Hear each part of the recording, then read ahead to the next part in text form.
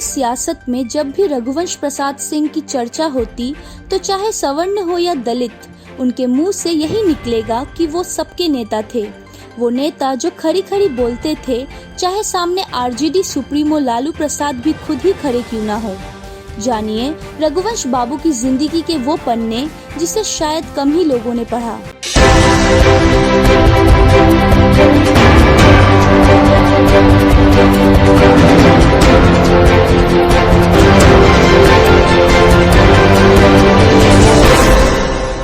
नमस्कार, आप देख रहे हैं बिहार टिक्स के ओपन सिग्नल में आज रघुवंश प्रसाद सिंह की चर्चा।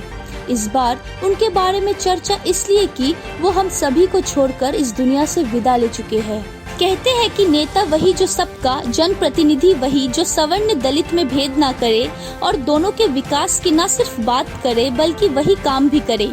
आज के दौर में जब किसी पार्टी सुप्रीमो के खिलाफ कई नेताओं के कंठ से आवाज तक नहीं निकलती, लोगों को पद छीन जाने का डर होता है।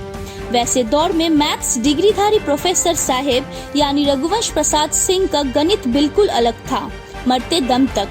तेजस्वी तेज प्रताप को तो छोड़ ही दीजिए, वो तो लालू को भी अंतिम सांस तक खरी खरी सुनाते रहे। रघुवंश बाबू को बिहार का अटल बिहारी वाजपेयी कहे तो कुछ गलत नहीं होगा। ऐसा नेता जिसकी तारीफ विरोधी भी करते रहे। आखिर क्यों रघुवंश बाबू बोलते थे खड़ी खड़ी, क्यों नहीं डरते थे किसी से। 1974 में जब छात्र आंदोलन जोर पकड़ चुका था, तभी सीतामढ़ी के गोयनका कॉलेज के लेक्चरर को पुलिस ने गिरफ्तार कर लिया। वो समाजवादी लेक्चरर और कोई नहीं बल्कि खुद रघुवंश बाबू थे।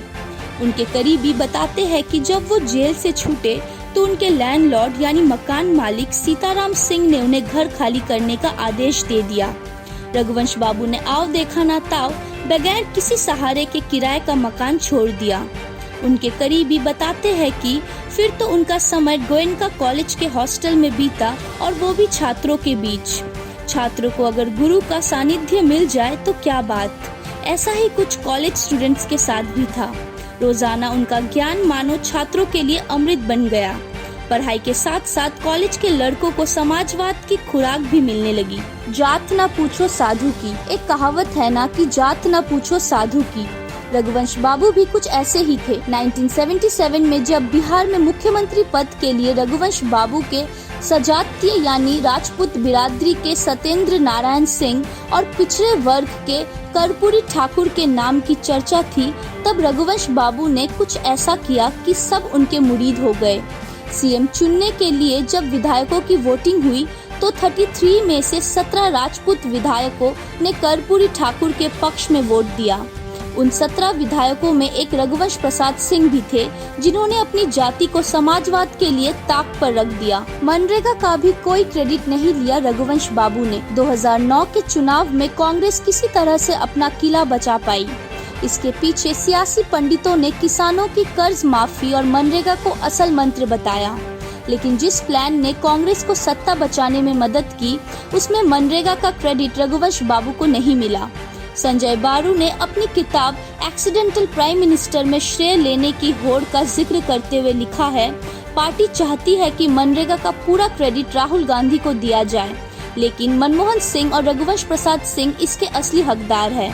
मेरी इस बात पर वो बोले, मुझे कोई क्रेडिट नहीं चाहिए। चुनाव हारकर भी चाल, चेहरे और चरित्र की लड़ाई जीतते रहे रघुवंश बाबू। भले ही 2014 में रघुवंश प्रसाद सिंह रामा सिंह से लोकसभा चुनाव हार गए, लेकिन चाल, चरित्र और चेहरे की लड़ाई न तो उनसे विरोधी जीत पाए और न ही उनके पार्टी के लोग। ऐसे ही थे रघुवंश बाबू। सीएम नीतीश को रघुवंश प्रसाद सिंह ने लिखी थी चिट्ठी। 10 सितंबर को आरजेडी के प्राथमिक सदस्यता से इस्तीफा देने वाले रघुवंश प्रसाद सिंह ने उसी रात मुख्यमंत्री नीतीश कुमार को एक चिट्ठी लिखी। फेसबुक पर अपनी चिट्ठी को पोस्ट करते हुए उन्होंने मुख्यमंत्री से उन 3 मांगों को पूरा करने का आग्रह किया था।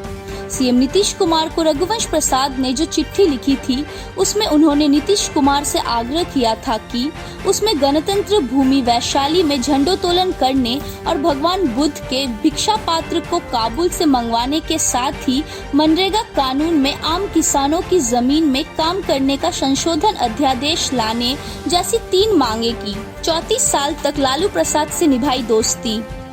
34 साल तक लालू प्रसाद से दोस्ती निभाने वाले और राष्ट्रीय जनता दल को शिखर तक ले जाने वाले रघुवंश प्रसाद सिंह ने अपने अंतिम समय में पार्टी और लालू प्रसाद दोनों से नाता तोड़ लिया था। अपने राजनीतिक जीवन में किसी भी प्रकार का दाग ना लगने देने वाले रघुवंश प्रसाद सिंह को अंतिम समय में ऐसा निर्णय क्यों लेना पड़ा था, यह सवाल अब हरेक के मन में हमेशा कौंधता रहेगा। आपको हमारी ये रिपोर्ट कैसी लगी, आप हमें कमेंट कर ज़रूर बताएं। अगर आपने हमारे चैनल बिहार टिक्स को सब्सक्राइब नहीं किया है तो उसे सब्सक्राइब कर ले। आप हमें फेसबुक, ट्विटर और इंस्टाग्राम पर भी फॉलो कर ले। खुश रहे और मुस्कुराते रहे। धन्यवाद।